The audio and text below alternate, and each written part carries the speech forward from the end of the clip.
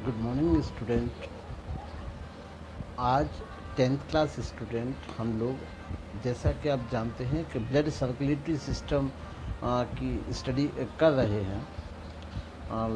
जो previous lecture था, तो प्रीवियस लेक्चर में हम लोगों ने हार्ट की एनाटॉमी और हार्ट की जो फिजियोलॉजी है उसको इसके बारे में समझा।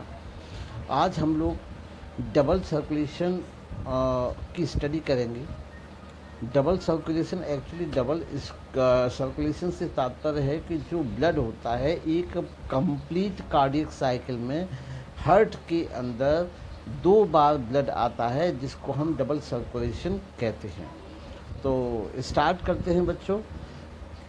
Human beings blood flows through the heart twice to complete one complete cycle of the circulation. Such a circulation is a double circulation. The double circulatory system is associated with the two distinct and separate system. तो जैसा कि मैंने अभी बताया आपको कि एक complete cardiac cycle में एक सर्कुलेटरी सिस्टम में जो ब्लड होता है हार्ट के अंदर 2 बार एंटर करता है। इसको इस कारण इस जो पूरा जो सर्कुलेशन है इसको हम डबल सर्कुलेशन भी कहते हैं। और जो डबल सर्कुलेशन की जो पूरी फिनोमिना है उसको हम 2 प्रकार से 2 सिस्टम के द्वारा स्टडी कर सकते हैं। देखते हैं वो कौन से सिस्टम है। One right circuit and right आर्टियम एंड राइट वेंट्रिकल। तो पहला जैसे राइट सर्किट जिसको हम कहते हैं, वो राइट आर्ट्रियम और राइट वेंट्रिकल जो होते हैं वो आपके डीऑक्सीजनेटेड ब्लड को पल्मोनरी सर्कुलेशन में करते हैं, जहाँ पर आपका ये जो ब्लड होता है वो प्यूरीफाई होता है। और ये जो सर्किट होता है यहाँ पर जो प्रेशर होता है ब्लड का वो लो होता है। जबकि अगर हम दूसरे सर्किट की बात करें तो जो लेफ़्ट आर्टियम और लेफ़्ट वेंट्रिकल होते हैं वे केवल ऑक्सीजनेटेड जो ब्लड होता है उसको सिस्टम सर्कुलेशन में कह सकते हैं वाल्व के द्वारा हाई प्रेशर पर बॉडी में ट्रांसफ़र करते हैं। blood is a one of the most go through the heart enter into the circuit. The double circulatory system has 2 components. Number 1 pulmonary circulation and systematic circulation. तो इस प्रकार से जो पूरी प्रोसेस है उसको हम पल्मोनरी सर्कुलेशन और सिस्टेमिक सर्कुलेशन के रूप में विभाजित कर सकते हैं। तो सबसे पहले अगर हम बात करें पल्मोनरी सर्कुलेशन की, तो it is a movement of deoxygenated blood from the heart. यहाँ से जो डीऑक्सीजनेटेड ब्लड होता है वो आपका ट्रांसफ़र होता है टुवर्ड्स द लंग्स। कहाँ? लंग्स की तरफ, फेफड़ों की तरफ। And return of the oxygenated blood from the lungs after oxygenation. और लंग्स में पहुंचने के बाद ये कार्बन डाइऑक्साइड को बाहर रिलीज़ करने के बाद जो हम इनहेल करके ऑक्सीजन लेते हैं, जिससे हमारा जो ब्लड होता है ऑक्सीजनेटेड होता है। और ऑक्सीजनेटेड जो ब्लड होता है वो वापस हार्ट में आता है। और जो deoxygenated blood enter into the right auricle then right ventricle. और जो डीऑक्सीजनेटेड जो जिसको हम इम्प्योर ब्लड भी कह सकते हैं वो आपके राइट ऑरिकल और राइट वेंट्रिकल में आता है। वहाँ पर ये पंप करता है पल्मोनरी आर्क में, और यह पल्मोनरी आर्टरीज़ के माध्यम से ये आपका लंग्स के अंदर जाता है। यहाँ पर ये ऑक्सीजनेटेड होता है और ये बाद में वापस होकर लेफ़्ट ऑरिकल और लेफ़्ट वेंट्रिकल्स के माध्यम से पल्मोनरी वेन्स के द्वारा ये लंग्स से प्राप्त होता है ऑक्सीजनेटेड, या कह सकते हैं कि प्योर ब्लड। अगर हम बात करें सिस्टमिक सर्कुलेशन की, तो it is a movement of oxygenated blood from the heart towards the body parts. और जब लंग्स से प्यूरीफाई होकर, जब ऑक्सीजनेटेड होकर जब ब्लड आता है तो बाद में आने के बाद यह पूरी बॉडी में डिस्ट्रीब्यूट होता है। और पूरी बॉडी में डिस्ट्रीब्यूट होता है आपका आर्टरीज़ के माध्यम से, जैसा कि मैंने पहले बताया था। तो आपका oxygenated blood from the left auricle passes to the left ventricle. और यहाँ पर ये लेफ़्ट ऑरिकल से लेफ़्ट वेंट्रिकल में आपका बाइकुप्सिड वाल्व के द्वारा आपका पास होता है, जो मैंने बताया था, आपको बताया था राइट ऑरिकल और राइट वेंट्रिकल के बीच में ट्राइकुप्सिड वाल्व होता है, और आपका लेफ्ट आर्टरियम और लेफ्ट वेंट्रिकल के बीच में बाइकुप्सिड वाल्व के द्वारा ये आता है। इसके बाद ये पूरी बॉडी में पंप करता है और हाई प्रेशर के माध्यम से ऑर्टा, ये ऑर्टा जो होती है, ये एक इसको ऑर्टा को हम मेन आर्टरी कहते हैं, जो कि पूरी बॉडी के पार्ट्स में ब्लड को सप्लाई करने का काम करती है अलग अलग ऑर्गन्स पर। The blood give oxygen to the cells and pick waste product, और ये ऑक्सीजन जो होती है वो ब्लड के द्वारा प्रत्येक ऑर्गन की सेल्स को दी जाती है, और deoxygenated blood send back to right auricle and heart veins. और यहाँ ऑक्सीजनेटेड जो ब्लड होता है वो वहाँ पर पहुँचाने के बाद जो वेस्ट प्रोडक्ट होते हैं along with the carbon dioxide, जो ब्लड में आपके वेस्ट प्रोडक्ट बनते हैं आपकी सेल्स में, वो वहाँ से कैरी करते हैं, और कैरी करने के बाद ये आपका वीन्स के माध्यम से ऑरिकल में पहुँचाते हैं राइट साइड में, और फिर आपका वीन्स के माध्यम से। इस प्रकार से double circulation helps in the quick and efficient supply of the oxygenated blood to the body.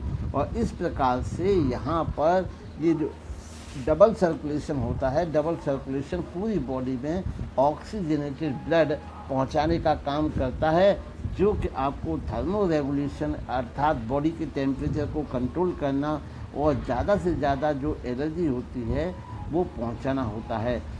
और यहाँ पर बात करना चाहूँगा कि मैमल्स और जो बर्ड्स होते हैं उनमें एनर्जी की बहुत ज़्यादा आपूर्ति होती है। अगर हम इसकी रे डायग्राम के बारे में बात करें, बहुत इम्पोर्टेंट है। इस कई बार बोर्ड एग्जामिनेशन में केवल रे डायग्राम भी पूछा जाता है, और तो अब हम यहाँ पर चर्चा करेंगे कि किस प्रकार से जो डबल सर्कुलेटरी सिस्टम है वो आपका होता है।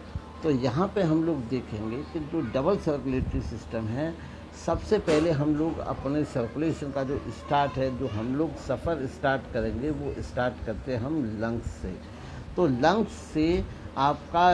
से कैपिलरी जो आपकी जो होती है, जो रक्तवाहिनी होती है, इसको हम कहते हैं पल्मोनरी वीन्स। क्या कहते हैं? Pulmonary Wien. ये बात मैं बच्चों स्पष्ट कर दूं, मैंने बताया था प्रीवियस लेक्चर में कि जितनी भी वीन्स होती हैं उनमें इम्प्योर या डीऑक्सीजनेटेड ब्लड ट्रैवल करता है, लेकिन पल्मोनरी वीन एक ऐसी वीन होती है जिसमें ऑक्सीजनेटेड ब्लड लंग्स से आता है। तो पल्मोनरी जो वीन होती है वहाँ से ऑक्सीजन लंग्स से कैरी करने के बाद ये ब्लड आपका ऑक्सीजनेटेड ब्लड जो है वो आपका राइट आर्ट्रियम में आता है। आपका ये राइट आर्ट्रियम, ये अपर पार्ट आर्ट्रियम होता है, ये लेफ्ट वेंट्रिकल पार्ट होता है, क्योंकि मनुष्य का आप जानते हो कि जो हार्ट होता है वो 4 चैम्बर होता है। तो ये यहाँ से आपका लेफ्ट आर्ट्रियम में एंट्री करता है। तो नंबर 1 पे आपका लंग्स से आपका कैपिलरीज, जिसको हम लंग्स कैपिलरी कह लीजिए या फिर आप कह लीजिए पल्मोनरी वीन के द्वारा आपका ऑक्सीजनेटेड जो ब्लड होता है वो लेफ़्ट आर्ट्रियम में एंट्री करता है, और लेफ़्ट आर्ट्रियम में एंट्री करने के बाद यहाँ पर ये बाइकुप्सिड वाल्व की सहायता से आपका ये लेफ़्ट वेंट्रिकल में एंट्री करता है, और लेफ़्ट वेंट्रिकल से ये आपका ऑर्टा या आपका हम कह सकते हैं कि जो मेन आर्टरी होती है, मेन आर्टरी के माध्यम से ये बॉडी पार्ट्स के लिए यहाँ से चल देता है। यहाँ पर ये बॉडी पार्ट्स के लिए यहाँ से चल देता है। ये आपका 3rd स्टेज हम इसको मान सकते हैं। बॉडी पार्ट्स में पहुँचने के बाद में ये सभी आपका कैपिलरीज़ के माध्यम से जितने भी आपकी बॉडी के ऑर्गन्स होते हैं, चाहे आपका चेस्ट हो, आपका आर्म्स हो, चाहे आपकी हेड हो, स्टमक हो, इंटेस्टाइन हो, लीवर हो, किडनी हो, ट्रंक हो, लेग्स हो, वहाँ पर ये ऑक्सीजनेटेड ब्लड पहुँचाने का काम करता है। तो ये जो आप देख रहे हैं बच्चों के जो रेड जो साइन है, यहाँ तक आपका ऑक्सीजन आपकी पूरी बॉडी ऑर्गन्स जितने भी होते हैं वहाँ तक पहुँच जाती है। अब यहाँ पर जो आपका रेस्पिरेशन और दूसरी जो मेटाबॉलिक एक्टिविटीज़ होती हैं उनके परिणाम स्वरूप जो वेस्ट प्रोडक्ट बनता है, वेस्ट प्रोडक्ट आपकी बॉडी से बाहर निकलना बहुत आवश्यक होता है।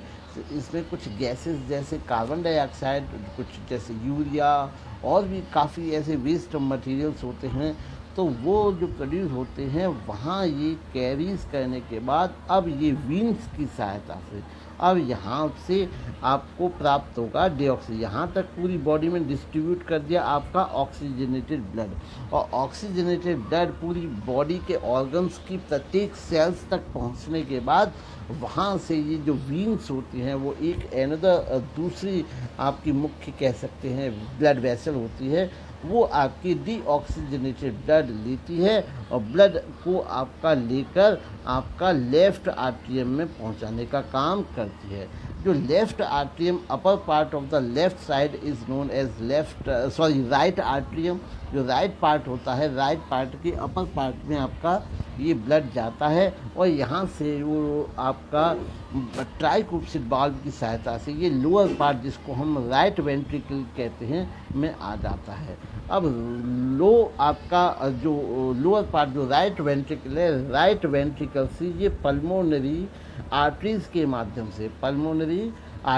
माध्यम से ये फिर से आपका यात्रा शुरू हो जाती है। कहाँ के लिए? लंग्स के लिए, और लंग्स में पहुंच जाता है और लंग्स में पहुंचने के बाद ये आपका कार्बन डाइऑक्साइड्स को पल्मोनरी आर्टरी के माध्यम से लंग्स में पहुंचा देता है, और लंग्स जो हैं, जो हमारे फेफड़े हैं, वो हमारी श्वास नली जो आपका है विंड पाइप और माउथ ऑर्गन के द्वारा, वक्कल कैविटी के द्वारा ये आपके माउथ को हम लोग ब्रीथिंग के एक्सहेल जो करते हैं वो कार्बन डाइऑक्साइड को हम अपने शरीर से बाहर निकाल देते हैं, और बाहर निकालने के बाद फिर हम ऑक्सीजन जो लेते हैं तो हम ऑक्सीजन यहाँ पर आप देखेंगे कि जो ऑक्सीजन और का डिटॉक्सिफिकेशन जो होता है वो आपका लंग्स में ही होता है।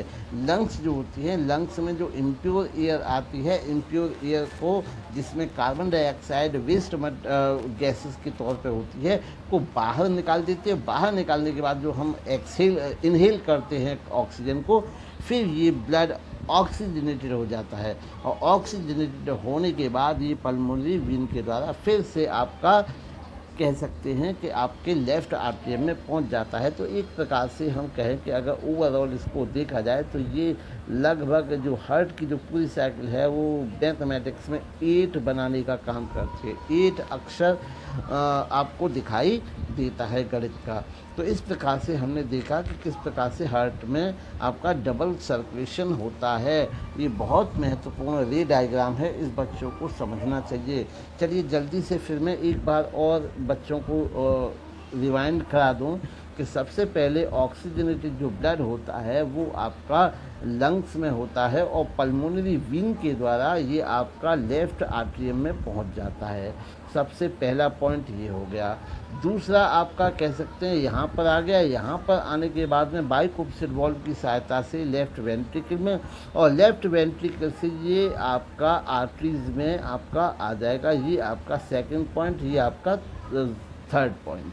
तो यहाँ से ये आर्टरीज जिसको मेन आर्टरी ऑर्टा भी कहते हैं, ये आपकी पूरी ब्लड में ऑक्सीजनेटेड ब्लड की सप्लाई कर देगा। अब यहाँ पर जितने भी मेटाबॉलिक एक्टिविटीज़ होते हैं उनमें जो वेस्ट प्रोडक्ट या कह सकते हैं कि जो वेस्ट गैसेस होते हैं जिसमें प्रमुख रूप से कार्बन डाइऑक्साइड होती हैं, ये जो आपका ब्लड होता है उसको डीऑक्सीजनेटेड कर देती हैं। तो ये हमारे जो रक्त की जो दूसरी मुख्य जो ब्लड वेसल होती है, वीन्स जो होती हैं, वो प्रत्येक बॉडी ऑर्गन से इम्प्योर ब्लड को कैरी करने के बाद डीऑक्सीजनेटेड ब्लड को राइट आर्टरियम में पहुंचा देती हैं। राइट आर्टरियम में ये ट्राइक्यूप्सिड वाल्व की सहायता से ये लोअर पार्ट राइट वेंट्रिकल में आता है, और लोअर पार्ट आपका राइट वेंट्रिकल से आपका ये पल्मोनरी आर्टरीज के माध्यम से ये डीऑक्सीजनेटेड ब्लड फिर से प्योर होने के लिए आपका लंग्स में पहुंच जाता है। तो उम्मीद है सब बच्चों को ये double circulation of the blood आपको समझ में आया होगा। अब हम बच्चों बात करते हैं ब्लड प्रेशर की। ब्लड प्रेशर क्या है और किस प्रकार से हम लोग इसको समझ सकते हैं और इसका मुख्य उद्देश्य क्या हो सकता है। तो blood pressure is the pressure exerted by the blood on the wall on the vessels arteries. तो ब्लड प्रेशर, जैसे हमने कहा कि जो हार्ट पंप करता है, तो पंप करते समय वो प्रेशर एक्सर्ट करता है जो कि आपका आर्टरीज़ के ऊपर, जो ब्लड कैपिलरीज होती हैं, आर्टरीज होती हैं, उनके ऊपर वो महसूस किया जाता है। बिना प्रेशर के पूरी बॉडी में जो ब्लड होता है उसकी सप्लाई करना मुश्किल होता है। तो वहाँ पर हार्ट के द्वारा एक प्रेशर जो आपकी आर्टरीज होती है उनमें क्रिएट किया जाता है, एक्सर्ट किया जाता है, जिसके माध्यम से ब्लड फ्लो होता है। The blood pressure is always express in the form of value called systolic pressure and diastolic pressure. तो हमेशा हम लोग जो ब्लड प्रेशर होता है, जो दो प्रकार के मानक होते हैं, इनको सिस्टोलिक प्रेशर और डायस्टोलिक प्रेशर, इसको सामान्य भाषा में अपर ब्लड प्रेशर और लोअर ब्लड प्रेशर की भी संज्ञा दी जाती है, सामान्य भाषा में मापा जाता है। The temporary rise in the blood pressure during the construction of the heart is called systolic pressure। जब हार्ट में ब्लड आता है और वो सिकुड़ता है, तो सिकुड़ने के दौरान जो हार्ट प्रेशर क्रिएट करता है उसको हम सिस्टोलिक प्रेशर कहते हैं। The temporary fall in the blood pressure during the relaxation is called diastolic pressure.